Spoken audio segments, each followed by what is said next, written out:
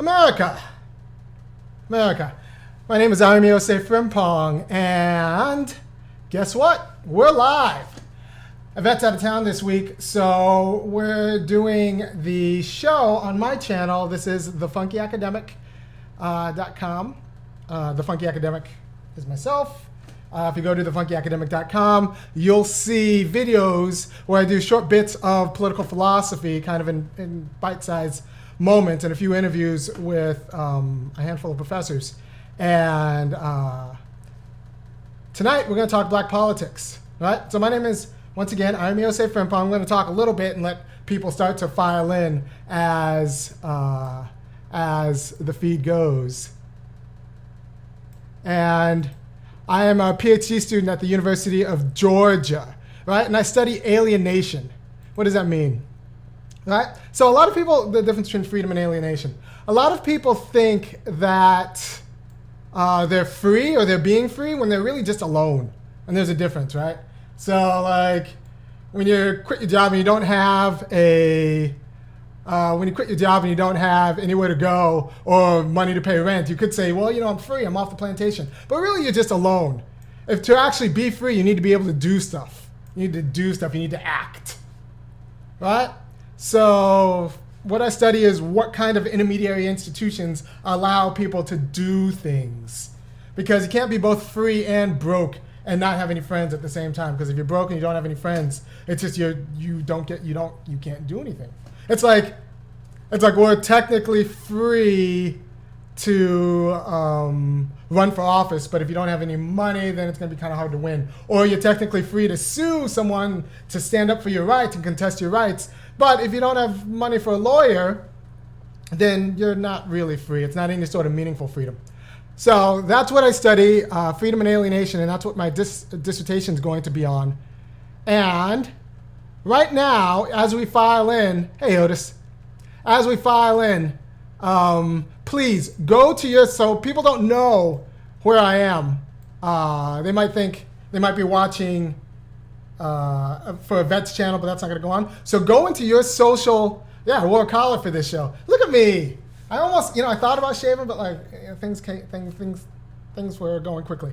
So go to your social media accounts, tweet this, and share this on Facebook, because not only am I here, I brought a guest, right? Because we're going to be talking local politics. So I brought a local political mover and shaker, and we're going to hash out where black politics kind of fails and where we have potential to do better. And she's got some actually pretty provocative ideas. So everyone say hi, Kelly. Hey guys, how are you? Great to be here. Right, that's Kelli Clifton Ogunsanya. Perfect. And Kelly's from Athens. Kelly's from Athens, and then she went away to college, and now she's back, doing the good work of helping us get our politics right. All right, so if you don't know about Athens, Georgia is a college town with a big public university, the flagship public university.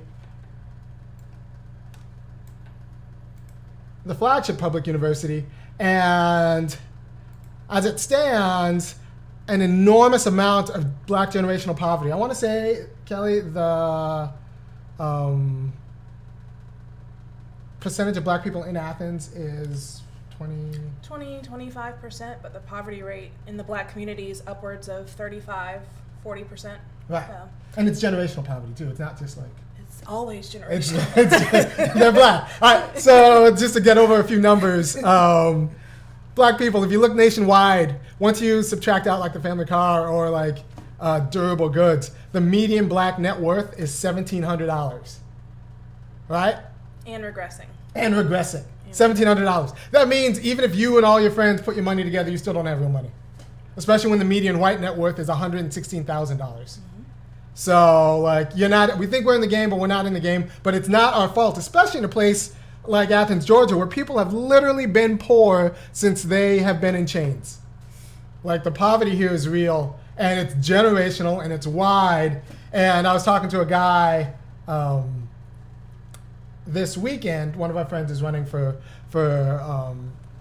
county commissioner. I was talking to someone else at his rally, and he said, look, people think that the problem is Democrats, but the problem is actually, people think that the problem is Republicans because we're in the South, but the problem is actually Democrats. They don't take the seriousness of the situation seriously, and they confuse, and what I've seen, because Athens is also a place with, I want to say, the number I heard was 500 nonprofits.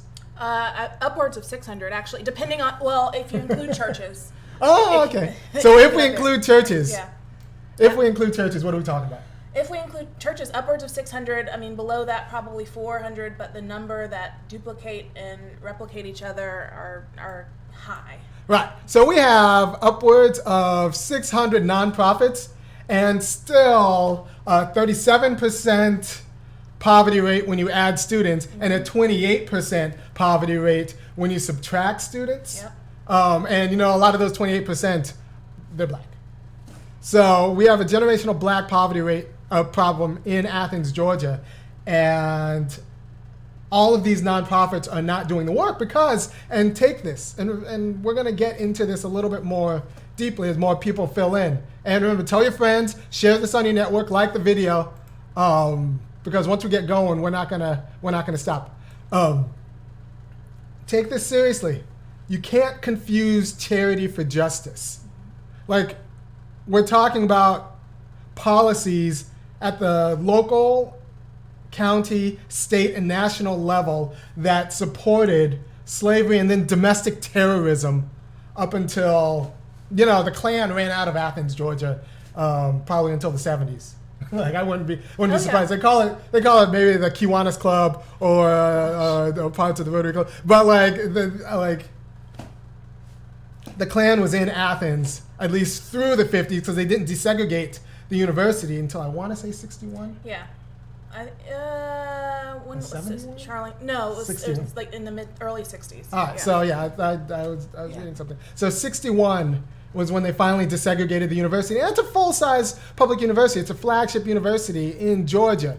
So the fact that it was still segregated for so long means that the effects are still systematic. Yeah. Ingrained. Yeah. And we're talking about like a full-size public university that had contracts with printers, contracts with securities, contracts with caterers. All of those contracts have been settled before they integrated the university, which means that the university that was like overflowing with money, just generating cash, was flowing to white Athens and locking out black Athens. So all those white business owners, all those white caterers, all those white printers, all those white, probably they have their own police force, all of those family contracts, construction workers, plumbers, like it's a huge university. Those are all insular, and it doesn't go anywhere else. There's no supplier diversity. No supply diversity. Yeah. It's the same people who've been supplying it since the Klan was running the city, or the same families, right? Like, and then so like this is not only true of Athens. We know it's true of other black communities because Athens also had other mixed communities. I'm sure Decatur has the same story. Or Columbia in South Carolina or Gainesville. Yeah. Like, I wouldn't be surprised if what's happening here on a smaller scale is just the Black South. I mean, it happens all over. I think what's different about Athens, if you've never been to Athens and you hear of Athens, Georgia, you get this kind of feeling that it's its own utopia. And I won't lie, Athens is a special place in many regards. There's a great music scene, there's a great restaurant scene here, but because people love Athens, they're willing to settle for less wages, less opportunity. So, not only are African Americans systematically underemployed in Athens, a lot of white folks are underemployed. And they could easily go to Atlanta, go to DC, go to Charlotte for jobs, but without them leaving, there's not new opportunities for job creation for others who have been marginalized in the past. But there's a difference between the poor white artist poverty and like black generational poverty because your grandparents were sharecroppers. Yeah. And so the goal for a black politics that works in Athens is organizing the city because the city used to outwardly support the white supremacy that ran through Athens, Georgia, would be to organize for the city to redress the way it locked out the black community. Because Athens, there have always been black people in Athens. Of course. They've always been black. There's always been black. We know this because the city was just A burial. the city was just breaking ground on a new addition to the university, or the university was just breaking ground to do an addition to one of their buildings, and they ran into a slave cemetery. Yep. A cemetery full of slaves. Now, on occasion, this happens from time to time. Yeah. This isn't the first time. This isn't the first. This isn't the first time. The last time it happened, they just took all the bones and chucked them into the dump. Yeah. Now more of an attempt was made, negative or positive, depends on who you talk to, Right. in terms of remedying that. But the fact of the matter is, blacks have been here for forever, progressing professionals, but now we see a regression. We see a regression. Yeah. And people consider Athens liberal. So this isn't hardcore Republicans doing this. This is just Democrats who don't know their job. And honestly, I can say this because, I'm from California and I've spent a lot of time in Chicago, and there's a lot, the problem is on both sides of the color line. Oh, the problem is to get our politics right, we're going to have to offend a lot of black leaders in Athens, and also a lot of white liberal leaders in Athens, because a soup kitchen is not the same as a serious program to redress the generational poverty that was it's a shaking up of the status quo on both sides. Right. And there's been a fatigue across both sides of the party, nationally, locally, statewide, and it's time to wake some things up. It's time to wake some things up, because if I'm going to live in Athens, look, it's going to be better when I'm done than when I got here. And you heard this here first. So we're going to be talking, and Kelly's written up some documents about what a black politics could look like for Athens, and I want you guys to think about this and when you're trying to set up a black politics in your local community, because we do have local power if we organize. And so now I'm going to talk about something a little bit different, and this is where the left might be failing the Black South in a powerful way. If you don't know, I'm also doing the technical stuff, so I'm kind of manning the cameras while I'm talking. So you'll just have to get used to that, and I'll get used to that. So here's the deal, all right? So the left thinks the problem is all money, right? It's all money. If we just organize poor people to take money from the wealthy people, it'll be fine. The problem is, and I'm writing a paper on this right now. I'm going to submit it to a conference tomorrow, and I think it's an important distinction. Having been here for a year or so, and having been to other parts of the United States, the American South isn't an oligarchy in the same way. It's something else. And there's a word Plato uses in the Republic, and in Book 8 of the Republic. It's called a timocracy. It's the rule of the honorable, the rule of reputation, right? So, whereas in other places in the United States, you can say that these people do anything for $1. It's all about money, just making more money, more money, more money. They'll do anything for $1. Here, it's different. It's not so much about money. And in the Republic, Plato says, look, when you're in a timocracy, when you're talking about the rule of reputation, you're not worried about, it's not so much an oligarchy, you're not worried about money, you're worried about reputation, which means you're going to preserve tradition for tradition's sake.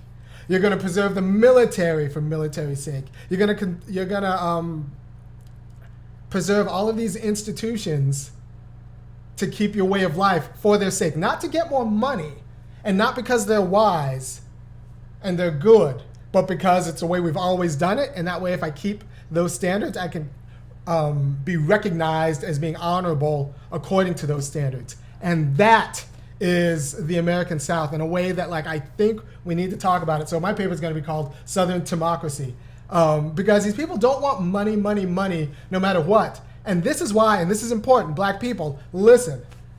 This is why white people in the South will pay for racism. They will pay for racism. They'll pay more money to keep their reputation. Even if racism's expensive, this is why the market alone will never save, will never like lead to community uplift in the South, because white people will actually pay and spend money to keep racist policies and racist practices and traditions alive. Karenin, that's my daughter. She's about to sneak in. You have to go to the other room. All right. So it's very important. And once you take that seriously, you realize, oh, I can't just merely make economic arguments to make this work. That's not gonna work. That's not gonna give you the organizing potential. You're gonna have to make arguments to dignity.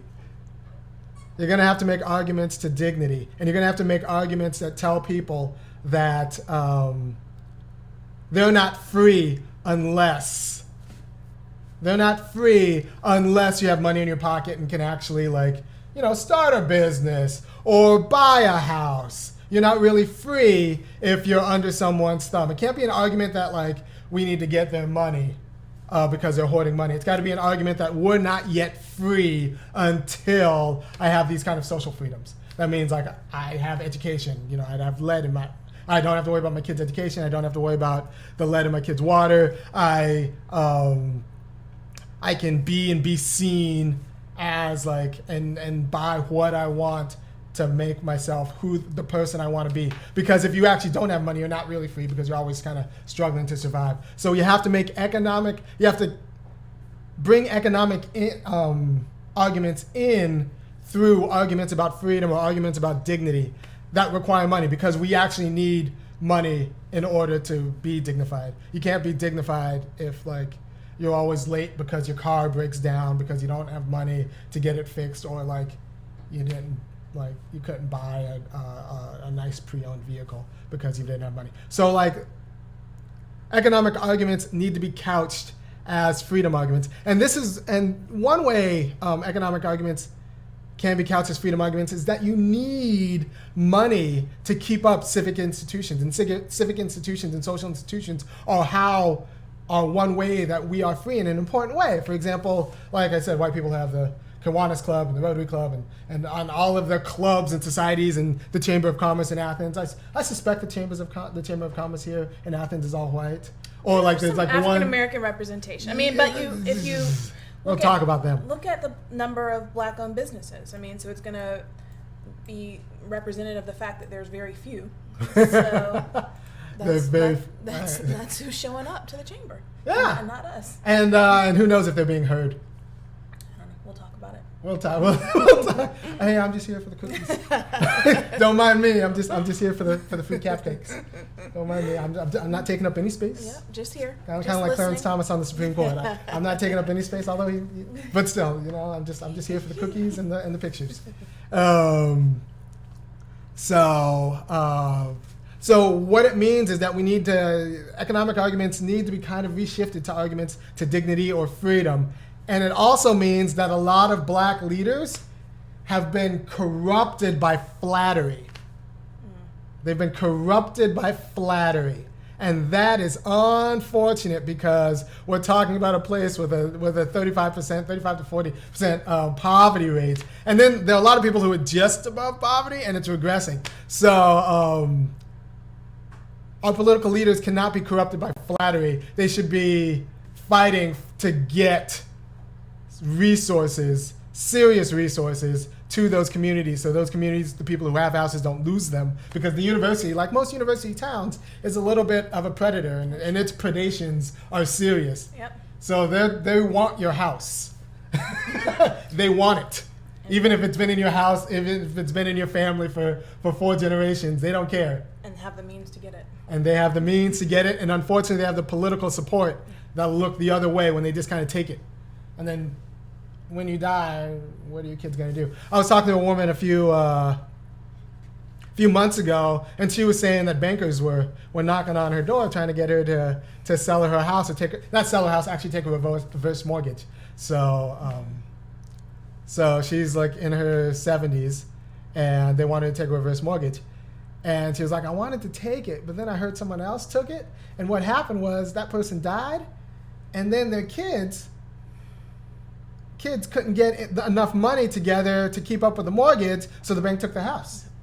And she's like, my kids have just moved back home because things aren't working out, because you know what? That's the fate of Black America right now. So her kids have just moved back home, and she doesn't want the same thing to happen to her kids. So she's not going to take the payout, the reverse mortgage, and hopefully she'll be able to hang on to the house, so that when she passes on, she'll at least be able to pass on something.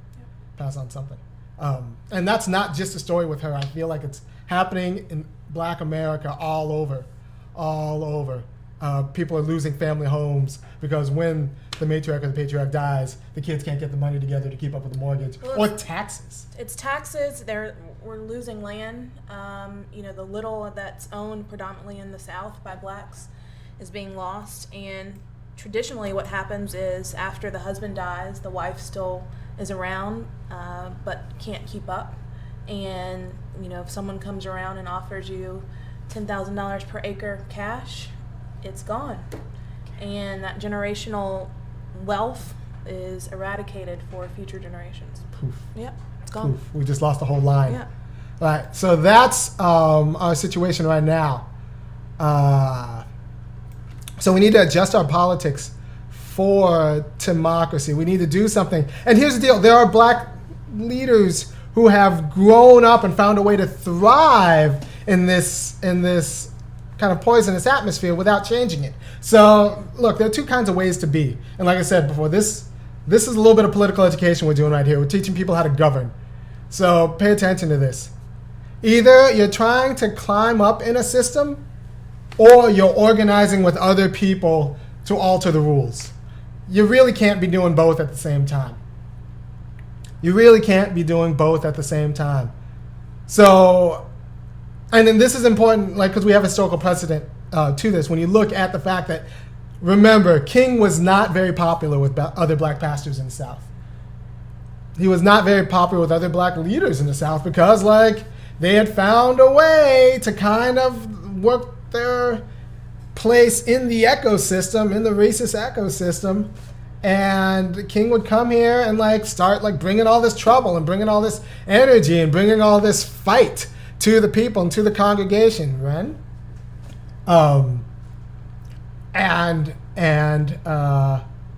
And they would resent it. So we have a lot of actually Black leaders in Athens who are going to get their feelings hurt if we do our political job, because they've either been flattered or they've given up actually trying to use politics to lift Black people out of poverty and into houses and get the housing rate up and get people good jobs, not the $8 jobs, but the $20 jobs, $20, $25 an hour jobs, which occur in Athens because there are hospitals, because there's a huge land-grant university. These jobs exist, and they have plumbers and contractors and artists and caterers. It's just that the contracts are sewn up. So until you get the city to audit the university's contracts and practices for the last, the university's been around since 1860. Yeah. So and a lot of the families who've been plumbers and tradesmen for the university have been around since that long too. So until we get an audit of those contracts to see how the university does business, and the city can demand one of those once it gets some work done at the state level too. It can demand an audit of employment and who's getting the high five-figure salaries. Once we demand an audit and open up those books, we can get Black people those jobs, and that would be the project of a Black politics that works. And it's going to include running over a lot of current Black leaders or self-styled leaders who are beloved by white liberals for not pushing too far too fast. But I'll tell you this is important. You got to watch white liberals because, look, once we find out that Black people are disposable, they're going to start caring about immigrants a lot. So we need to get our politics right. We need to get it consolidated. And then when we negotiate our politics, what we are due for being here for so long. I've only been here for two years, but the people in the projects that I've walked through, they've been here for generations and in those projects. And no, a soup kitchen is not going to move people out of the projects. A job with $25 for $25 an hour will like allow you to save a down payment to move out of the projects. A soup kitchen is not justice for the people whose descendants built the universities, built the hospital, built the civic infrastructure, physical infrastructure of this town, and that now white wealth just loves. So Kelli, can you talk about? I'm gonna put my kid to bed, so I'm gonna put the camera on you. Okay. And you're going to say a little bit more about the landscape of the town and what we could do to make it better. Yeah. So just to talk a little bit about, my perspective. So I'm from Athens native. Went away for college, for grad school, and lived in D.C. for about 6 years, and then decided to come back to be closer to family. And took about a year just to understand what the landscape of Athens was politically, and really do some time just observing what's going on. And as much as I wanted to get heavy into national politics, the fact of the matter is, as the old saying goes, everything in politics are all local. And so as I started to have more conversations with family members, with folks that I respected as Black politicians in the community, what I found is that there is a dichotomy and, more importantly, a divide between old and new or millennial Black activists and potential politicians. And for good or for bad, for a lot of the folks who are of the baby boomer or older generation, there's quite frankly a fatigue around activism and around progressing in terms of the policies that are really going to affect Black people from not just moving marginally, but having transformational growth in terms of their economic development, in terms of housing, in terms of education, and healthcare. And my background is in public health. I'm a healthcare consultant now. And for any of you who may be in the healthcare community, you may be familiar with a term called failure to thrive. And really that's when we talk about children or babies who, for some reason, developmentally cannot move past a certain developmental state to make them a successful toddler or adolescent, and so forth. And so what we're seeing in the Black community in Athens is almost reminiscent of that failure to thrive mentality, where we have been stagnant for so long in terms of marginal incomes, marginal opportunities for employment, lack of opportunities for strong embedment in the local political scene, that for lack of a better term, the community is failing to thrive.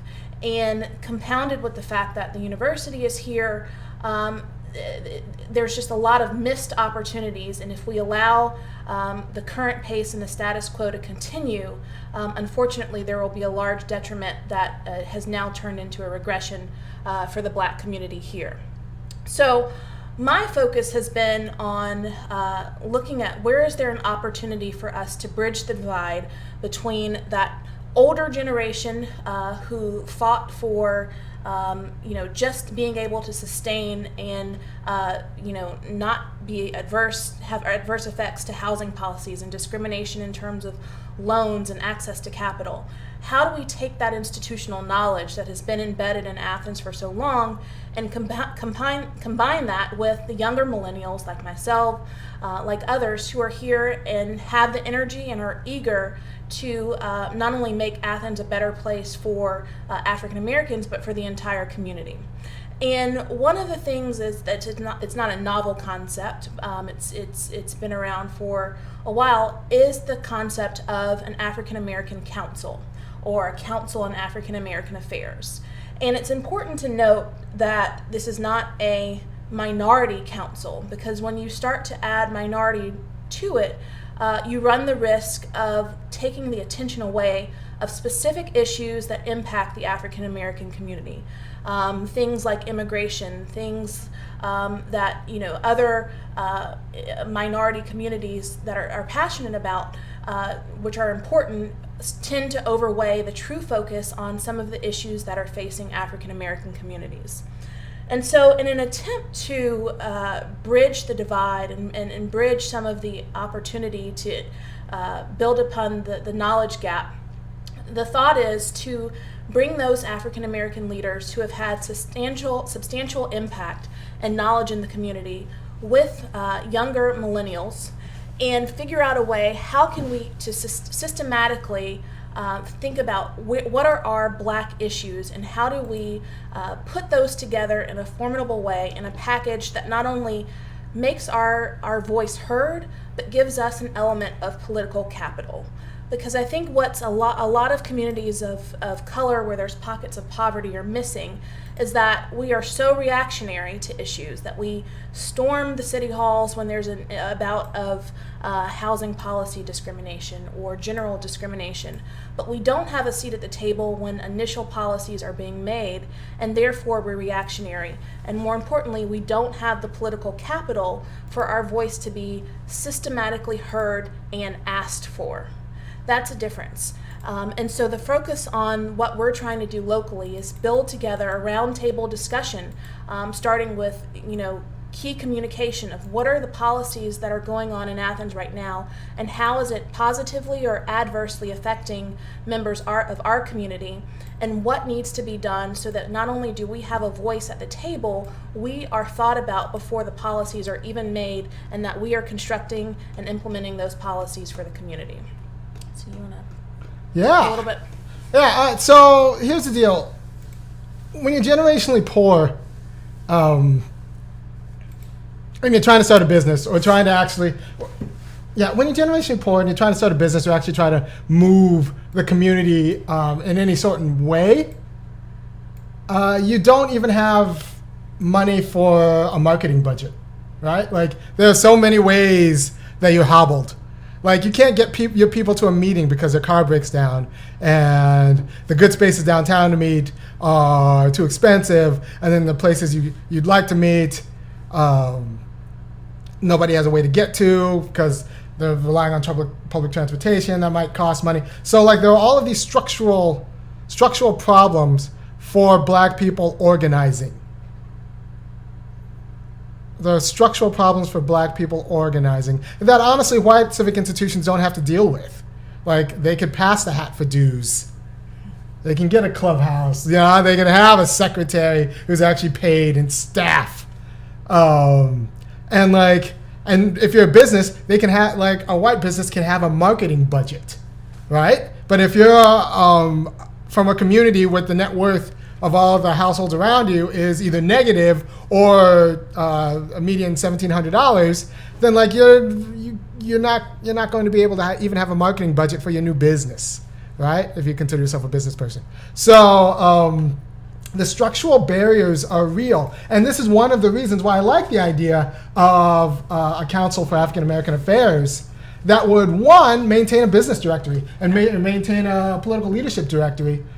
So if you wanted to do business with a Black business, you could just look up a directory. You would say, like, well, why do we need politics to do that? Can't we just do that with each other? No, we can't, because we don't have the capital. Yeah, I mean, I think it's one of the fragmentation is an issue that we can't afford to have in our community at this point in time.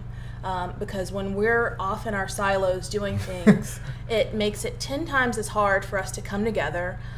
Egos get involved. Sometimes that mentality of, if it's not what's in it for me, it comes into the picture.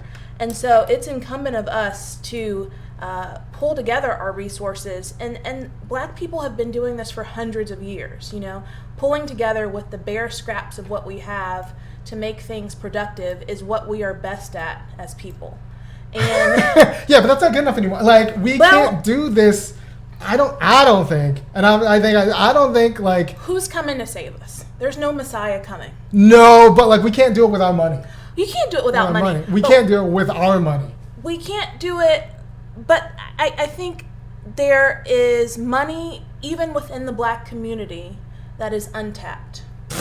No, totally. Yeah, they want to leave some inheritance to their kids. No, not like the Black boomers who have a little bit of money just might have a little bit of money. Not even talking about passing down generational wealth or inheritance. just to do some of these things like structural opportunities. If we combined together and said, black businesses, we're coming to meet in your location, we're rotating. We want to tap into, some kid that's great at marketing or social media and have them pull together and help us do some of the marketing campaigns. We don't even have the initial conversations to figure out where the resources fall. Yeah, because everyone's struggling. Like the black business owners, like if they have one employee, maybe they're struck. But 98. I don't know. My friend Kizia would know better. 98% of black businesses have less than one employee. Right. So we're not talking. Honestly, if you don't have employees, you're not in business. No, that's you're not not true. in business. If you're not making money, you're not in business. You have a hobby. Yeah, but I don't. Well, I wonder if you take that number, not only do they have not one employee, but they don't have healthcare themselves either.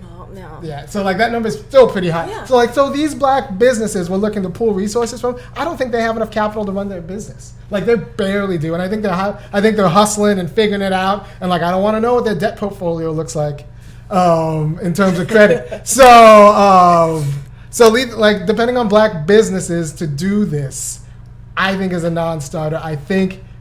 I think something like maintaining a database and maintaining this organization needs to be something that's owed to us by the city that impoverished us and exploited us. But who's bringing the idea to the city?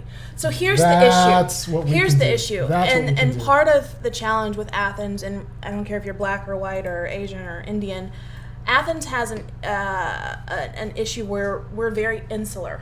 And so very few people actually leave Athens, come back with new ideas, new innovation.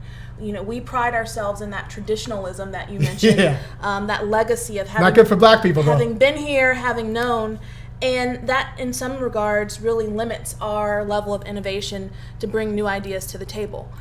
If somebody like black people aren't bringing this idea to city council to say we have less than 5% of businesses in Athens that are black owned, even that number, right? Why do they care? Why do they care? All right, so the move is going to be simple, right? So you need to consolidate power first in the community. Yes. Consolidate political power. You need to come together, come up with a meeting, and ask. And then you go. Before you even establish the ask, you have to understand the true numbers and the situation of your community. Right. So things like the poverty rates, home ownership rates, supplier diversity that you're talking about at large institutions. The city is not just sitting around waiting to figure out and chump all these numbers for us. No. So we have to pull together and figure out what are the key elements and key data points that are critical for us to pull together and make our decisions and make our demands. And that's the first step, instead of talking from just emotions. Right. The numbers and the data have to be there to back it up. That's true, but I saw that with the anti-discrimination bill. Tommy brought all the numbers and he brought all the data. They didn't care. Did it hit their pockets? No, I mean, they're like, well, I can show you all these different ways that black people are discriminated against, and what we could do to meet it in a different way. And they didn't care. They said, that's great. We're gonna not pay attention. Was there political capital? That's the thing. You have to be willing to throw out the leadership. You have to say, look, and if you don't go for this, we're running someone against you. Yeah. I mean, if you got to get your people in. It's you can show me the numbers, you can show me all the rhetoric, but if it's not meaning that I'm losing a councilman's seat or my job, then there's it's a carrot versus stick approach. Right. Yeah. So I think that's still critical. That's why I say the political capital is important, and there has to be that cloud of folks who are coming to the table, who have the relationships with, the ingrained traditionalism that you're talking about, as a liaison. Right. We can't underestimate that as well. Yeah. And so what are we going to do with the black leaders who are too comfortable in their job? Well, we find new candidates. We got very, prominent. There's communication. There's transparent. I think. I was telling you before, so in Athens, we run nonpartisan races. Right. So you don't know who's a Democrat on paper or a Republican. But there is a lack of transparency in terms of people's voting records and who's backing them and who's truly funding different campaigns and different initiatives. And so when we start to pull and uncover some of those things, as well as find candidates that are willing to shake up that status quo, you start to break down some of that issue. That's good. I mean, that's the goal, right? That's the goal. Yeah. Hold on, people. There you go.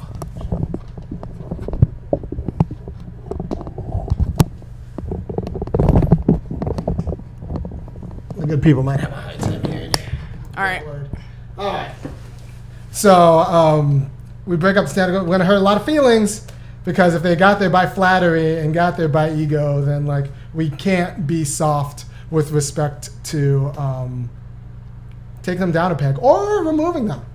Yeah. Removing them, asking more of your civic leaders, and Absolutely. if they're not serious about getting money into black people's pockets, if they're not serious about getting black people contracts, if they're not serious about getting black people out of public housing and into real housing, and into after generations, after generations. If it's your fourth generation in public housing, like that's a problem. Well, that's a problem, but it's a problem because you don't know the alternative. Or you don't have a down payment. Or you don't have a down payment, but you don't know to demand better. Right. Of your council members or of the policies that are happening. And so some of this is a lack of awareness of what the potential could be, and then having an outlet of someone like this council to demand better for you. Right. And the problem is, the pushback you're going to get is that this is all a matter of individual responsibility. This is because you buy too many Jordans. Or it's the Jordans and the weaves argument. They just spent less money on their Jordans and their weaves. They would have houses. No, that's not how you buy a house. No, right. No. Right. Well, they know that. That's just the easy thing to say. Yeah, it's a really easy. No, it's like we're talking about. No, go to the movie. It's not the $7 is the reason you don't have the $30K for the down payment. No, they know that. like just go to the movie. That's not what's getting. That's why you can't. That's not why your business failed. Exactly. Like your business failed because you didn't have enough capital in terms of like. You tried to start a business with $200, and it turns out it takes like $15,000. Yeah, you didn't have the startup to do it, and you didn't have a bank to loan to you, and who's willing to take the risk. Or you have a bank that will say, "Yeah, I'll loan to you, but I need to see 2 years of business history," and it's a chicken and egg. So Right. where am I getting that from? And you ask, where's everyone else getting it from? Well, according to the numbers, a lot of white people can make phone calls. Or from their family. Yeah. They make phone calls to their family. Yeah. And like $5,000 here, $6,000 here. They want to see them succeed because that's how money like stays in the community. So we need a politics that will get us that wealth back. Because you were talking about there've been land grabs. I read a piece today about there were land grabs in this city. Yeah. Like, black people owned more land in the 40s, like in Athens. Oh, of course. I mean, there's a video out called on the Hancock Corridor, which was traditionally black owned, black businesses, black barbershops, black restaurants, Hot Corner. And if you look at the changing demographics, probably 50% of that has decreased over the past couple of years from investors, from the university, from student housing, or from blacks not being prepared in terms of wills and estate planning, and so it just dissolves.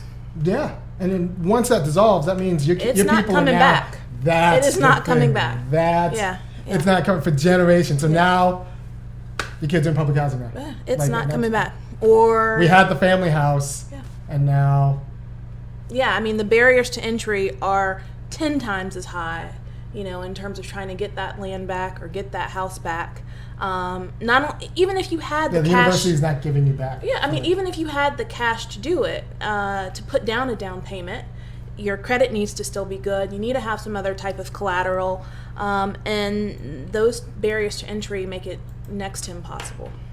Next to impossible. And this is a problem that can be solved with public policy. This can be solved with public policy and political pressure if we're willing to take out, and I'll say this right to the camera, if we're willing to take out the commissioners, the city councilmen, the people who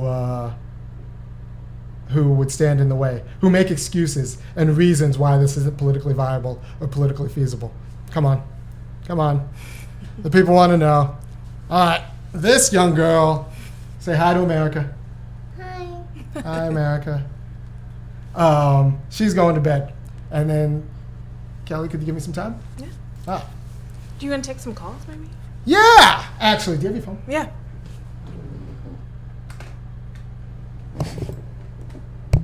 Let's take some calls. Let me unlock it.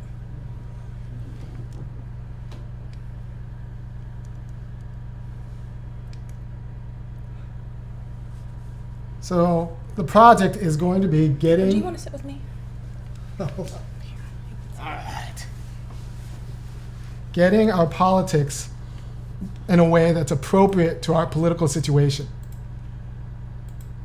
Our politics that's honest about black poverty and generational poverty and what that means for black capital and what we call black capitalism. I read a nice piece today, and I think it was actually, it's really moving about how there's something in the black political imagination where we know capitalism's unfettered doesn't work for us. We know that it's rigged for the other guy, yet we think Individually, we can beat it. Individually, we can beat it. Yeah. And that's what winning looks like. Mm-hmm. Individually beating it. Individually, if we can get that bank loan or if we can start that business, we've made it. And the collective movement kind of goes to the side. And that's totally unfortunate because... That's not what winning looks like. Not at all. That's not what winning looks like. First of all, any notion of winning that doesn't mean the community and it's just your escape, that's not winning. Yeah.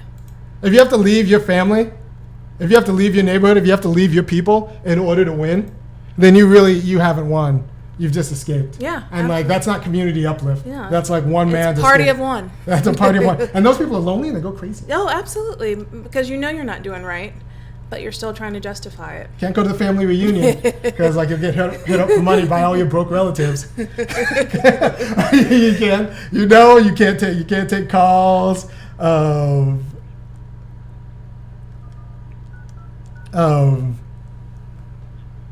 you're not doing right.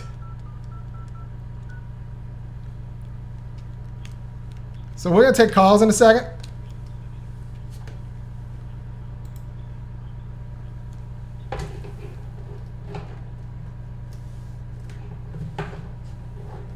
And see what America has to say about black Sit here. politics. Sit and listen. Okay.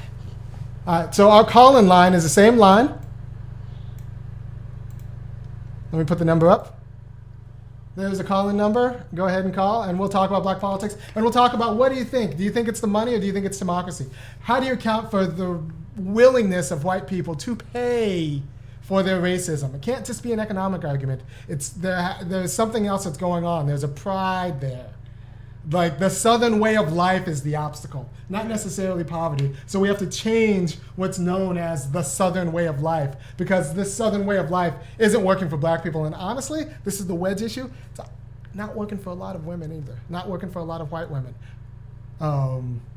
So the Southern way of life is tied to patriarchy in a way that's not working for enough people that we can get a politics to kind of like claw back some freedom from that Southern way of life, or change what it means to be part of the Southern way of life. I have a buddy who's a marriage therapist, and turns out there are a lot of white women who are taking fistfuls of antidepressants, trying to keep up with the Southern way of life. Oh, I mean, it's ingrained, and from childbirth to debutante balls to all of that, how you court and get married and support your household, absolutely. And it's not really of a piece with dignity for a lot of these people. And she says she wouldn't be surprised some of these people kill their husbands. She said, look, man, these wives hate their husbands, and but they like the money, so they're going to put Clorox in their coffee. That's the alternative? She says it's happening already, and we don't hear about it. I don't know, but I want to avoid all of that. Let's not have to get to that extreme. I don't want it to get to that. I don't want to make murderers out of the oppressed. No, that's not going to help us out. No. We have to. I want a politics that deals with these people. So I'm going to go to the calls. Hello, caller. You're on. 912. That's a Hey, southern number. Kelli. Really good show. Thank you so much for your thoughts so far. Just have a quick question. So I'm down in Southeast Georgia, so I'm very familiar with Athens. Okay. So some of what you all are talking about, a group of friends and I were really trying to kind of organize, educate, and really get some of the folks, local folks here, involved in politics and just really learning how to advocate for themselves. So here's what we're running into now. Good. What's going on? What do you do when you have situations similar to what you mentioned where people have been in projects for like 4 generations? So you have an issue of generational poverty, and really it's almost like people are dejected, like you're trying to help them, but they really don't even believe that there's anything more, that it is possible, even politically, because they've seen just generations of just stuff not happening. Like, so what do you do in that situation? Just some tips and tricks on what we might do, because we're coming up on a very important mayoral race, actually, that we're working on down here. And I'll take your answer off the line, but again, thank you so much. Where are you? All right, caller. Where are you calling from exactly? Oh, she left. All right. Okay. So how do you stroll in the pot? I think you need to string up some wins. I think you need to show some victories. Yeah, I mean, I think you do. You have to show them that change. So I can talk personally here in Athens. Oh, hey. Hey. Are y'all still there? Yeah. Statesboro, Georgia. Statesboro? I'm in Statesboro. Okay, my dad's from Statesboro, so Yeah. I know Statesboro very well. Yes. Yeah, I think you're right. You have to get marginal wins and show folks that, there are small things that can be made. I think you also have to remember that you got to meet some people where they are. And not everyone who's gone from 4 generations of poverty, I don't know if it's a realistic expectation to think that the next month or the next year that home ownership would be the next immediate thing. But there are a number of folks, that I've, even in Athens and in DC and other places that I've lived, where one of the most enticing things is the opportunity for small business ownership. And there are small things that can be done in terms of supporting folks in understanding proper business formation, proper business planning, making sure that what incentivizes them can be met. And so I think it's a matter of really understanding and trying to meet people where they are to figure out what is the marginally next best thing that will support your demographic. And we often talk about black folks as if we're a monolith, and we all know that that's not true. So what incentivizes some parts of folks in Statesboro is going to be completely different from others, whether it's education, where it's healthcare, whether it's affordable home ownership. But the biggest thing that I think that we often do when we get together as black folks is we talk in generalizations, and we don't figure out truly what is going to be the right approach or the right incentive for folks that may have been in public housing for 4 or 5 years. And is it maybe not only moving out of that public housing, but moving into an apartment that they own or a house that they rent, moving incrementally to work up towards the steps of home ownership. And so I think the challenge is that in the same way that sometimes the Democratic Party speaks to us as just a blanket canvas, and Donald Trump thinks that we're all in the inner cities, we have to make sure that we understand that we're not talking to the folks that we're trying to help in the same way. And so I don't know if you're still there, but I'd be interested just to hear about, what are some of the specific challenges that you all are facing. I don't know if you had others. No, I think all that's true. You have to figure out how to meet people where they're at. One of the things we're trying to do with this project is civic education. That's my political project. I'm not gonna. This is all charity out of me. Like, I don't make a ton of money out of it. I don't make any money out of this. Like, this is all time and just thought. And like I said, I want to leave Athens, if I leave it, with a solid black middle class. And that's going to take political organizing, but it's also going to take political education. Yeah. And like, people were really quick to say like financial literacy. The problem is black people aren't financially literate. But then I look at the data and it says like working class and poor black people save better than white people. Mm-hmm. So like, we save fine. Mm-hmm. We save fine. We just don't have money. Yeah. Like it's not our savings rate. It's like access to capital and knowing access to capital. There's one thing I want to say, which is actually important. I went to go get my teeth cleaned at the Athens Technical College. Oh, really? Yeah. I did. I went to go get my teeth cleaned at Athens Technical College because they have like a program where the students clean your teeth. Takes a little bit longer, but it's a lot cheaper.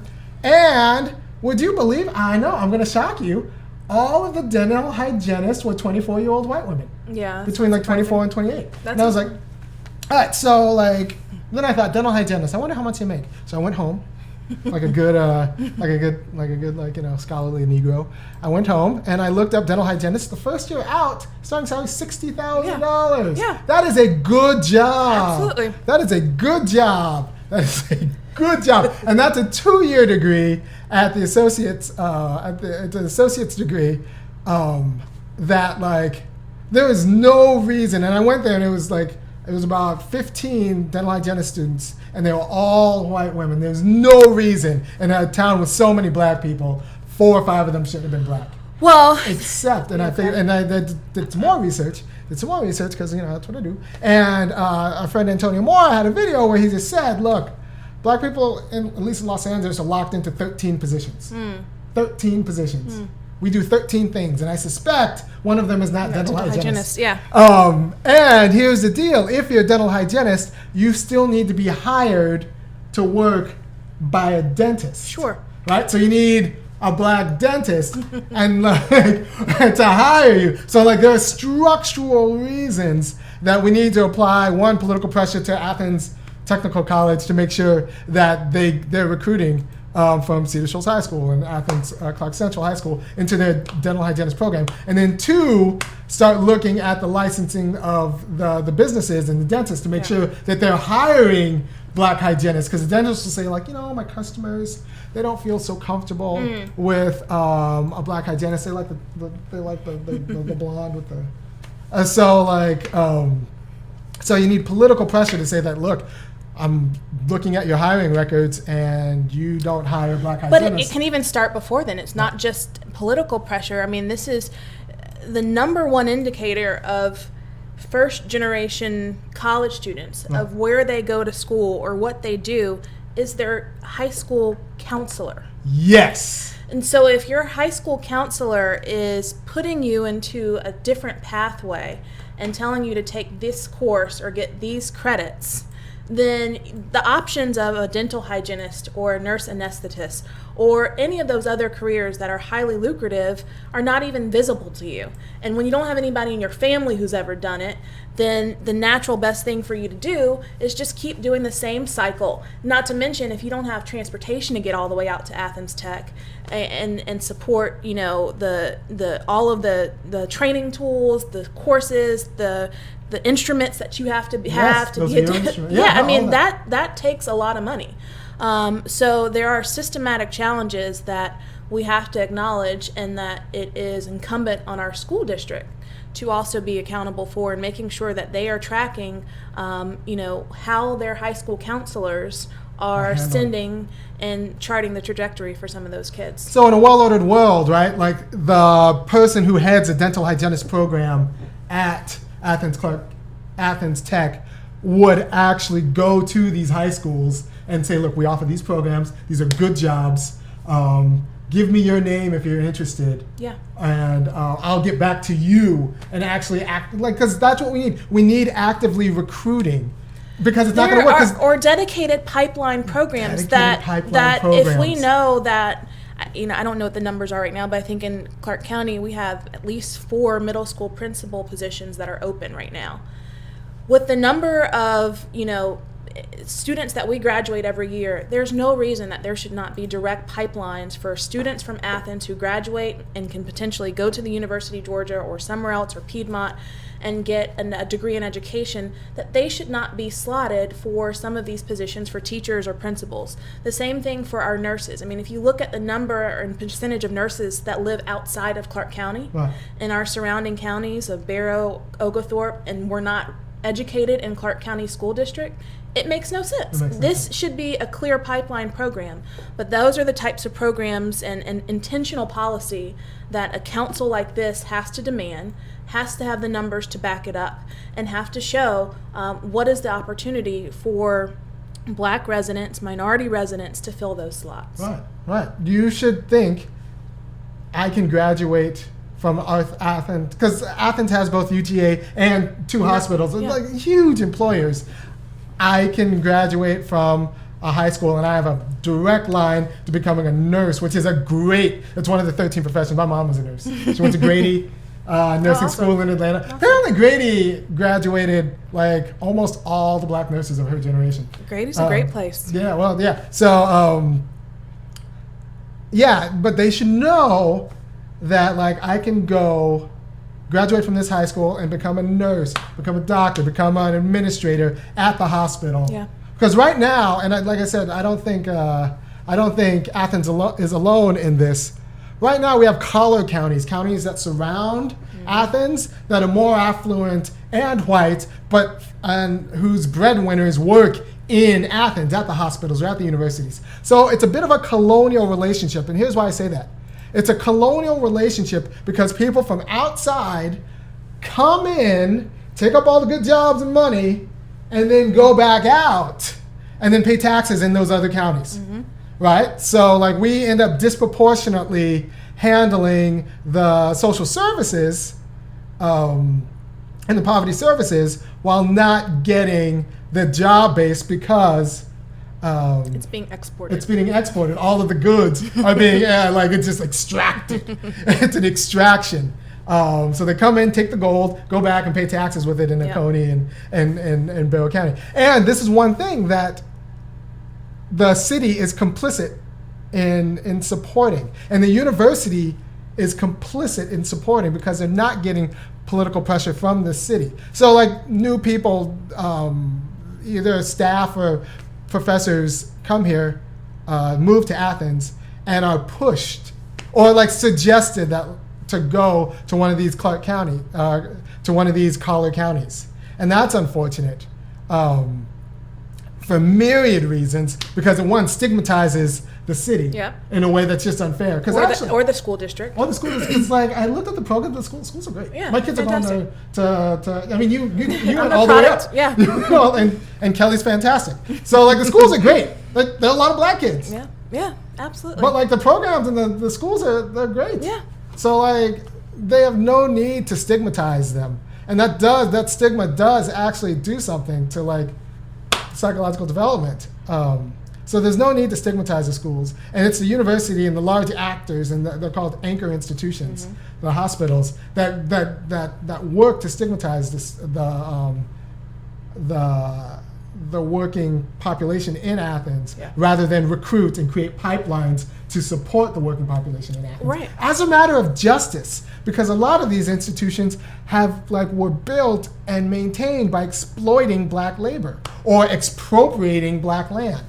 I think the other thing to realize, and so Georgia, but especially where we are in Athens, is considered a medically underserved area. So we don't have sufficient number of primary care physicians or nurses, and especially not individuals of color. But yet we have two healthcare institutions. We have the university, we have a college of public health, we have a medical college here, and how many high schools, and so there's no reason that we should not be developing feeder programs for that pipeline to be fulfilled. But that takes intentional effort. Right. It takes an organization to bring that issue to light and to stay on local politicians to make some of those things come to fruition. And that is what things like the council are intended to do, and put the pressure on what needs to be in place. Good. All right, let's take another call. Yep. Let's take another call.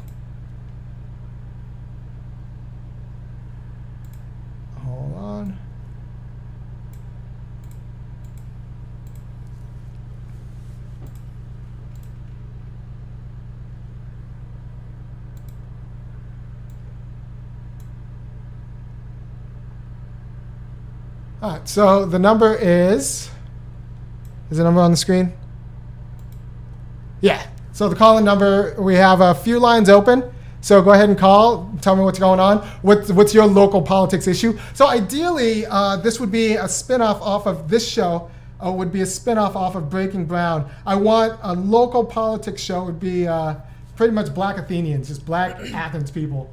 And I like the name Black Athenians because I study philosophy and I study Greek philosophy. So like, it fits. I'm Black and I'm living in Athens and I study. There you go. Like, yeah, and then like I'd bring on other Black Athenians and we just hash out local politics and talk about the struggles and the obstacles we're dealing with in Athens and what's it going to take to get the poverty rate down and to get people into houses and like what kind of arguments you're going to have to make and how many council members are you going to have to get rid of and how many leaders and nonprofit leaders are you going to have to embarrass or get to step down because they're not doing their job? How do you apply the pressure you need to get the justice we're owed?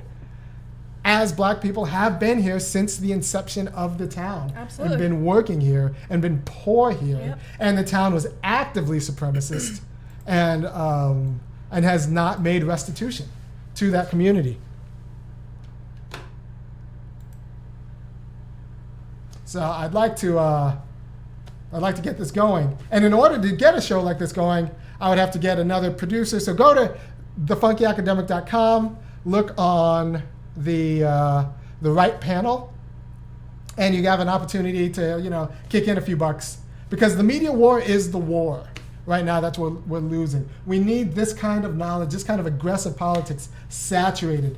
And this is one way that could start by doing the kind of political education on a show like this and like we were doing it at like we are doing at Breaking Brown, except like getting it at a local level. So if we can get something like this going, I think that would be good for America. It'd be good for Athens, and we could use Athens as a model for other groups. And I like this idea of using the African American Affairs Council that Kelli came up with as a model for political organizing in other towns, because this, St. Petersburg, Florida needs one. Gainesville, Florida. Columbia needs one. And that's why I said there's nothing completely novel about it. It's really common sense stuff when you think about it. But I'm always surprised and it's not just among Black folks, it's among everyone, in terms of the level of limited civic education and understanding of our own community politics. So at a lot of our Democratic meetings, you have folks that are passionately aware of national or state politics, but can't tell you what their voting precinct is in their own city, or can't tell you who their county commissioner or city council member is.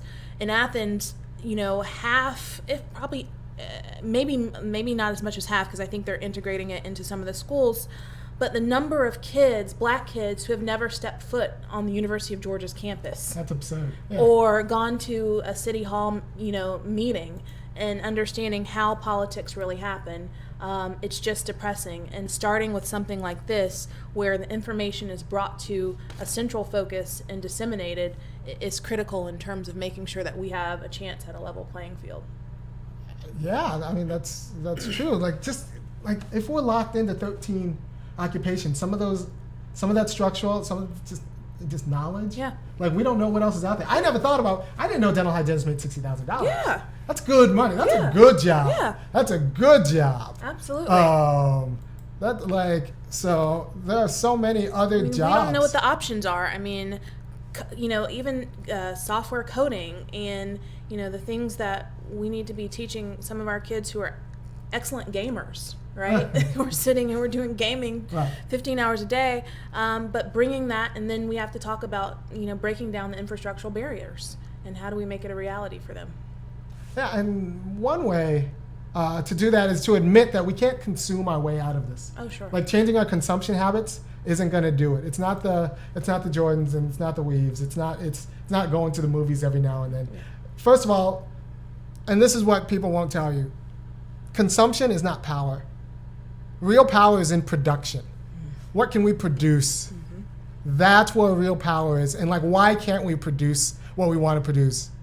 Why can't we start our businesses? Why can't we start our organizations? Like, because it takes capital to produce. Real power, and then not just the production of things, but even the production of ideas. Like, there are lots of cameras in here, and there's computer equipment. Like, this all took capital. Yeah. A lot of this capital was raised by asking good people for a little bit of money to sign up on breakingground.com for a monthly donation, or go to the Funky Academic and sign up for a monthly there. Because real power is in production. So we're trying to produce the kind of education and produce the kind of politics that will actually get justice for our people. Don't be fooled by people who say that black people can consume our way out of this, that if we stop buying things or start buying the right things or boycott the right things, that we'll find our way out. That's like saying we can consume our way out of getting shot. Like, that's just like, it's not our consumption habits. It's the fact that the political economy was never organized for us, and it's managed like it's the slavery and then the cultural terrorism that kept like generations of black people scared of being political, which didn't help in the 60s when a lot of leaders were getting shot in the 40s, 50s, and 60s, and a lot of leaders got shot. So I'm wondering, do you think the show that you want to do, Right. are folks going to come out and talk? Well, you came out. I'm not running for anybody's office. Yeah, no, but I can get Tommy in that seat. But I got Broderick. I think there's a guy, Ishis. I get Montu. I think I can get people in that seat. We'll talk politics. Okay. And we'll talk politics, and we'll raise the quality of political discourse in these United States. Yeah. And Athens first, and I think this could work as a model for other cities, because I don't think our problems are unique. A guy said, like, Miami's going through the same thing. Yeah, people, like and share this video. Get it around to the people. Share it on your social networks. Or, I mean, if anyone will call in, I'm interested to see what have your cities done to impact some of these problems. So I hate the term affordable housing, affordable home ownership. Home ownership, yeah. That's an asset. Like, you could do. Yeah. I can have a studio here because I have a house where, like, I have a studio and I can make noise. Yeah. Yeah. Without fear that, someone's going to come and cause issues for you doing what you want to do. So what have your cities done to implement programs that support affordable home ownership, black business development, incubators, things of that such, to support that barriers that we face in terms of access to capital? Or even what kind of grimy things have you seen that have served as obstacles, frustrating progress? Or, because, I'm not particularly happy with a lot of leadership that doesn't teach people how to govern or, like, how to ask for freedom. So like I said, I study freedom and alienation in my academic studies. And what people don't understand is part of what it is to be free is to be able to, like, move and disturb the world around you, right? Like, you can't be free if you can't externalize your will, if you can't do anything. And what it's like being a black person in America, especially a poor black person in America, is like you walk into a really nice house with a lot of breakable stuff around you. Really nice house. It's a beautiful house. You walk in this house and you're like, wow, this is a really nice house. I better not touch anything. And then, this nice old white lady comes up and says, oh, you like my house? That's great. Make yourself home. Feel free. And you're thinking, if I touch it, and I got kids too, so I got a 4-year-old and a 3-year-old, so they're gonna break everything. So, like, I'm free, but I can't really touch anything or move anything or disturb anything. That's America, but that's not real freedom. That's America if you don't have money or if you're black in an infelicitous place. Like, they tell you're free, you have a formal freedom, but you can't actually move anything. You can't actually externalize yourself. What I'm trying to do here is get a black politics that'll walk into that house, say, like, this is a very nice house, have that person say, make yourself at home and say, thank you, I will. By the way, my people built this house, so what I'm going to do is I'm going to knock out that wall. You can keep the master suite, but I'm going to be staying there in the guest room, and I'm going to put my cousin Pookie in the cottage in the back. He steals things, so be careful. He steals things. Yeah, we got a call. He steals things, but like we're working on that. But he's still gonna stay in the couch because like my people built this house, and you owe me at least a guest room and that cottage. And I got a dog too. He doesn't like white folk. He's coming too. He's gonna play out in the yard. Doesn't like white folk, but we're working on that too. So you're gonna deal with that, and that's what it would be to be free. You actually have to be able to like externalize yourself, knock out some walls, make it your home, and own it. This is my house too. Mm-hmm. We can negotiate some things, but like I'm not just living in your house, and living my life scared of breaking your things. Yes, I hear you. That's no way to live, and that's not freedom. All right, let's take this call. All right, Carl, are you on? Hello? Hello? Yes. What's up? Hi. Yes. This is Otis. Hey, Otis. Hey, look, you're talking about walking into white people's house that way. I'm 63 years old. If you walk into the average... You're cutting up, Otis. Say what? Yeah, you're cutting. No, keep talking. Keep going. If you walk into the average black person's house, what were you going to say? I was saying you would have to conduct yourself the same way. Right. It's not just white people that are isolating poor black people. Oh, yeah, that's I true. know a lot of educators that have been. I don't know why my phone's messing up. Yeah. I know a lot of educators that when she was talking about not taking kids even to the university when it's right up the street. We have the same problem right in New York County. Okay. And that's with black educators when you got black principals and assistant principals that have make no effort to have these children go and see how universities work.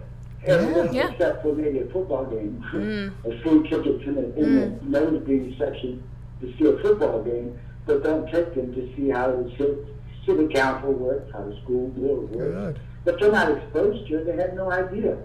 Yeah. And these are black employees. So everybody needs a kind of... Yeah, everybody needs a kind of political education we're talking about, even our black educators. And honestly, we have to be honest. There are a lot of middle-class black people who feel like they escaped being black, who don't want to go back, who don't want to deal with the fact that their cousins are broke. Yeah. They want to pretend that they've left. And those people, we got to get them first. Yeah, I mean, or it's a fatigue, and it's almost, thinking that, like we said before, the individual thing, like I've made it out. But if you're leaving somebody else behind, you're all in the same boat.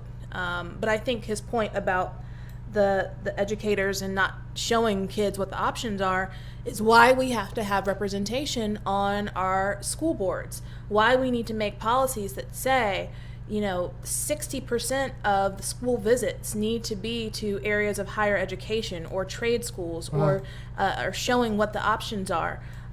Because if we're not making that mandate in the school districts, then you're leaving each school to govern on its own, let alone each high school or middle school counselor who may be biased in their own right. Right, and there are a few I'm looking at the YouTube comments right now. He's like, as Ham said, it's not about dealing with broke cousins. It's about not being able to financially support an entire broke community off of one salary. And look, that's the truth. That's why they say 80% of NBA players go broke. And people think it's all about the champagne room and what they're doing. But really, they're trying to bring up their people. Yeah. They're trying to support the whole neighborhood off of one NBA salary. Absolutely. And it doesn't work. Yeah, they want to buy their mama a house and buy their cousin a house, and then they have their best friend who's their finance manager who's stealing on the side. So, I mean... It's institutionally ingrained. Yeah, that's what generational poverty looks like, when everybody you know is broke. Yeah, absolutely. When everybody you know is broke. And then someone said, address predatory lending practices. And that's something and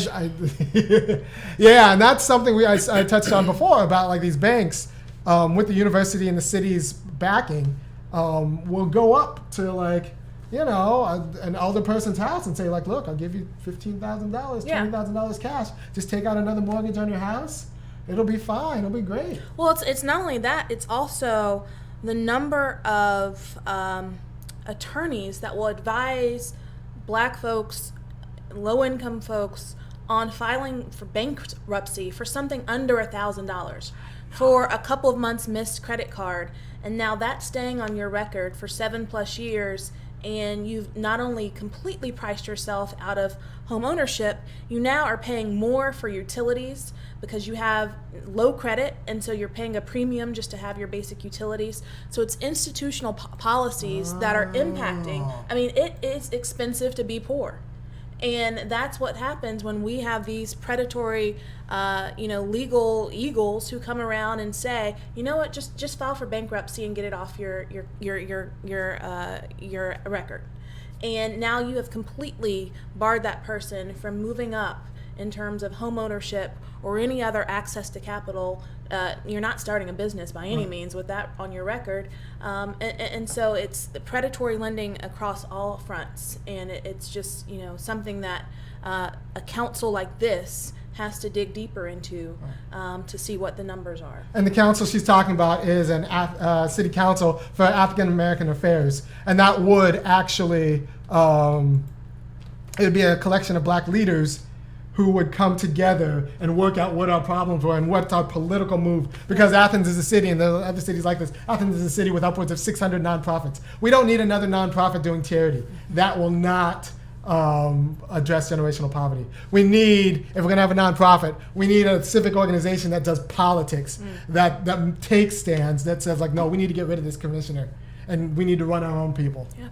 And that's what we're trying to do here. So like, if you like this local politics focus, and want to keep doing something like this, shoot me an email at irami, that's IRAMI, at thefunkyacademic.com, and go to thefunkyacademic.com, kick down on the right panel. It has a spot where you could actually like kick down a little bit, $5-10 a month, to support these kinds of projects. Because what I want to do is a local politics that could serve as a model for other black politics across the United States. And it would be a call-in show. So I would bring a black Athens person here, and we talk local politics. And I'd also like to hire a high school student to be the producer, what I do for Yvette. For this show, I would do this, and then a high school person would do what I usually do for Yvette. And that way I would train them on kind of like the multimedia aspect of this production. Yeah, right? I'd train them in production, because Real Power is in production. Yeah. I'd train like a few people in production. So if you like what we're doing, share this video, tell your friends, like us, find this video on Facebook, and send it around, share it. I'm on Facebook, IRAMI. IRAMI. I'm the guy who looks like me. And yeah, thank you for your time. Thanks, Let me everyone. just check one thing. And I will see you the next time. We're doing a regular Breaking Brown on Monday when Yvette comes back. And I'll talk to you at another time.